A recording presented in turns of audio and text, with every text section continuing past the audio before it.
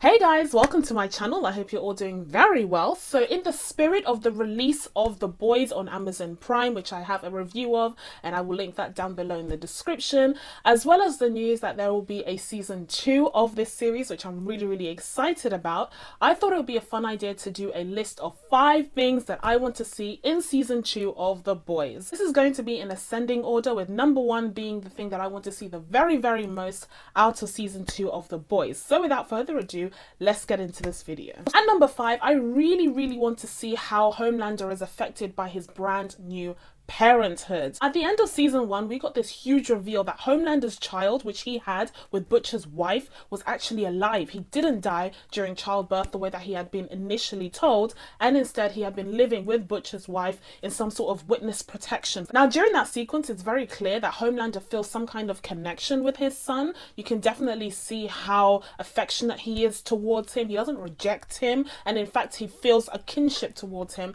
because they have similar powers. So I feel like it's very much going to play into the second season, just seeing how Homelander will take the horrors of his own childhood, the fact that he was raised in such a cold and heartless environment that was a lab, and then maybe turn that hatred into something that's perhaps akin to love, or even just affection towards his son, and perhaps not make the same mistakes that his creators made when they were raising him in a lab, and actually give his son, I don't know, love and affection, right? But I mean, that's a very optimistic point of view. What I really think will happen is that he will try to corrupt his son and possibly try to secure the next line of succession, and create something that is very much like him. But perhaps Butcher's wife's influence could tackle that and counteract that, because it seems like she was raising him in hiding, so perhaps he won't be quite easily persuaded or manipulated by Homelander. And number 4, and closely related to number 5, we have a deep dive into Becker and Butcher's relationship. In the first season, of course, one of the big mysteries of the season is what happened to Becker, Butcher's wife. And so I would very much like to see that kind of unravel and be unpacked during the second season even further. Because during this first season, we didn't actually get a lot of answers. In fact, what we saw actually raised far more questions. I very much would like to see what happened between Becker and Butcher and Homelander, and kind of get that story unraveled a little bit.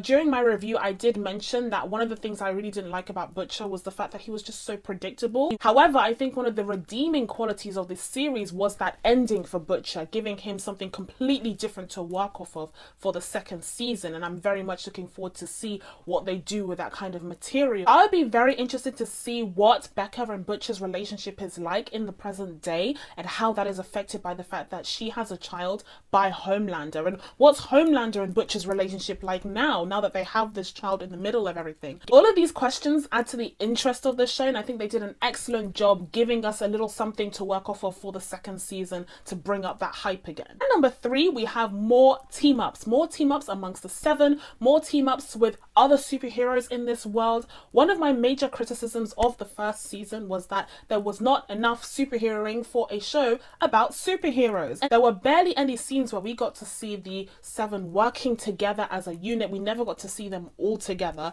working as a unit to defeat a common evil. We had some action sequences that were, you know, pairings or one superhero working by themselves, in the case of Homelander of course, but you never really got to see them working as a unit. And why Vought is able to sell this vision of the 7, we never actually get to experience that for ourselves. We're only told that they're a big deal, and we see that they're a big deal individually, but we never see how much of a big deal they are all together. And following that, what I really also want to see are some better villains. In this first season, the 7 are the major villains, really. You don't really get other villains that they are fighting against that are of the same caliber of them, not even close to the same caliber. The only one that is close is of course the one that Vought and Homelander manufactured themselves, which is a whole different point in and of itself. But I'm saying for the day-to-day kind of superheroing, I very much would like to see some better, more formidable, more impactful villains to show just how needed the 7 are. Because for a lot of the missions that they undertook during this series, they seemed like missions for maybe the police force or cases for the FBI or something. They didn't really seem like they needed superhero action to be involved. Following on from number 3, we have something that is very closely related, and that is number 4, which is better action sequences. Now, this isn't even something that is negotiable. This is something that must happen for this series in order to be comparable to the other superhero or just action series that we see on quality television nowadays. Because the action sequences in this show, in my opinion, were largely lacking. They were a lot of, special effects and fireworks, but they had no substance, they had no impact. When they went gruesome, it felt very gruesome, it felt very real and grounded. But I'm talking about the superhero action sequences that were supposed to be just mwah. And instead I was kind of, just looking at my watch thinking, when is this all going to be over? Because it didn't feel convincing. I want every single punch to feel like it landed. I want every single strike of light to feel like it actually affected someone, it actually hurt someone. But instead it was very much a lot of, empty movements, and it didn't feel real enough. It didn't feel impactful enough, which is crazy because everything else about this show does. This closely relates to number 3 because I definitely want to see more team ups with the team working together, showcasing their powers and how they work and interact with one another during a battle sequence. But I definitely need the action to actually step up a notch in order for that to even be worthwhile. So whilst I definitely want to see the team working together, I think it's even more important that the stunts are choreographed and the action sequences are choreographed to be far more compelling, far more riveting, a bit more fluid, and every single superhero should have their own style of fighting. One of my pet peeves lately has been a lot of superheroes or even just action stars fighting in a very similar way. I want unique fighting styles within the 7. I want to see how they differ in comparison to one another and what they bring to the table specifically aside from their superpowers. Before we get to number 1, I just wanted to add in a bonus request, a sneaky little bonus request, and that is keep up the good work when it comes to the deep. Give us more